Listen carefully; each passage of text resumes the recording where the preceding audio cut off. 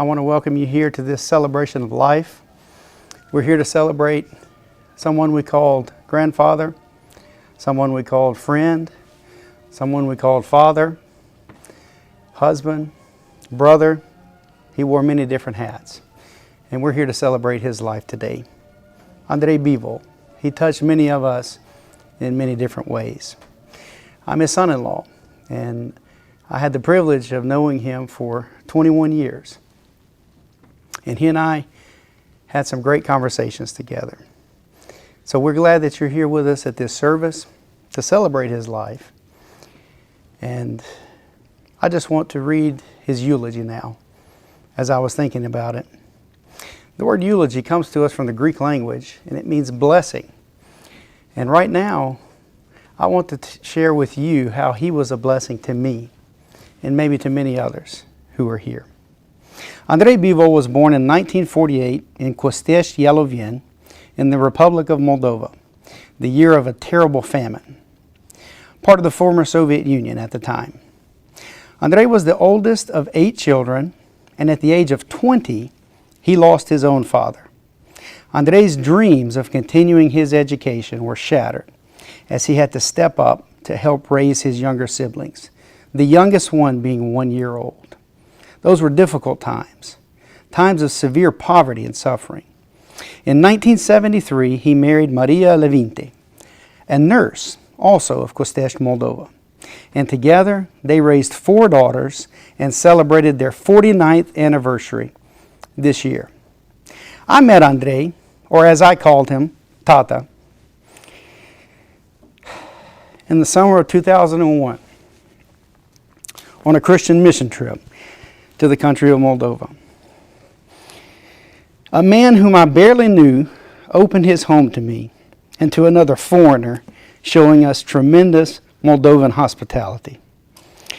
Partly due to his example, my wife and I have always opened our home to guests, especially to immigrants, attempting to show the same hospitality to them that Andrei showed to me all those years ago. I was 20 years old when I met him. I've known him for 21 years. I'm married to his second child, Elena Bivol. Andrei and I communicated mostly through pointing and asking Lenuța, please tell him what I'm saying, for the first 4 years that we knew each other. In 2005, Andrei and Elena, my wife, they were talking about me in Romanian. And Elena said, ai grijă, el înțelege ce spui. And his response was, no, el nu înțelege. I responded with, eu vă înțeleg foarte bine. After that moment, he wanted to talk to me for hours. He showed me how to grow grapes, something I knew nothing about. He taught me how to make wine, something I also knew nothing about. Then when my kids were born, I saw the spirit of Bunelo come alive in him. My favorite memory was the afternoon when he volunteered to take Abigail and put her down for a nap. About 15 minutes into the nap, I peeked into the bedroom just to see what was going on. And Abigail was jumping on the bed, and Bunelo was snoring like a bear. It was quite a sight. Whenever Andrei and I would run errands in Chișinău, I would drive and he would instruct. If you've ever ridden with him, you know exactly what that means. I had a sermon series based on Jesus Christ's most famous sermon, the Sermon on the Mount, preached by Costel Eulogy, and it was all in the Romanian language. And in between the phrases încet and mai la dreapta, he and I would discuss the teachings of Jesus Christ. I did not think much of it then, but today, those errand running sessions are some of the most fond memories that I have.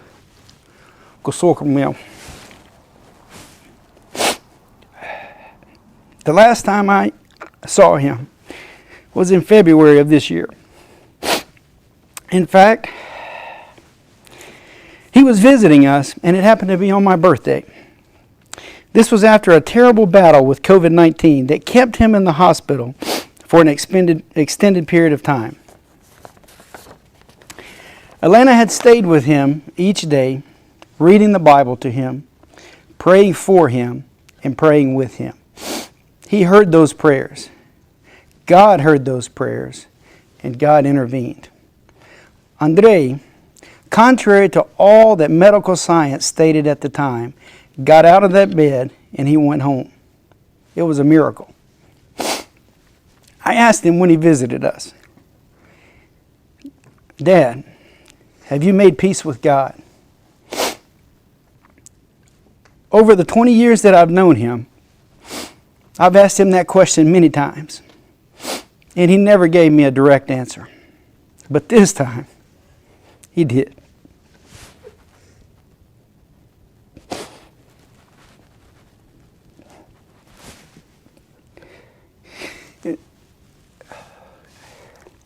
In his own words,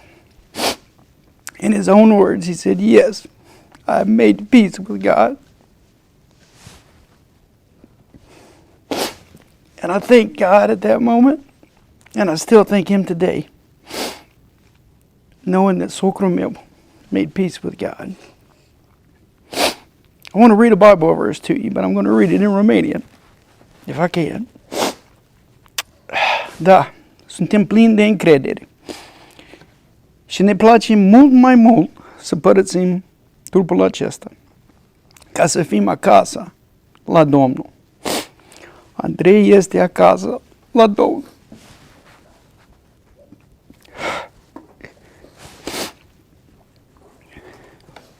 We all grieve. We all grieve at this moment because we all loved him. But we do not grieve as those without hope. We know that Andrei is in the presence of the Lord, and one day we will see him again face to face, according to the Scriptures. Family and friends, I encourage you to hold on to the good memories that you have and share those memories with the next generation so that they can get to know Andrei Bivol through your eyes.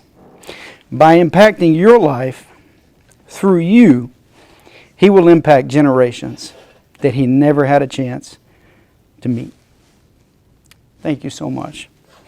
I want to introduce to you Priest Gabriel Liviu Popa from St. Mary's Romanian Orthodox Church. And he's going to conduct some services now from the Orthodox Church. And after the service is over, I invite everyone to the graveside at Roselawn Memorial Park to take part in the services there. Thank you.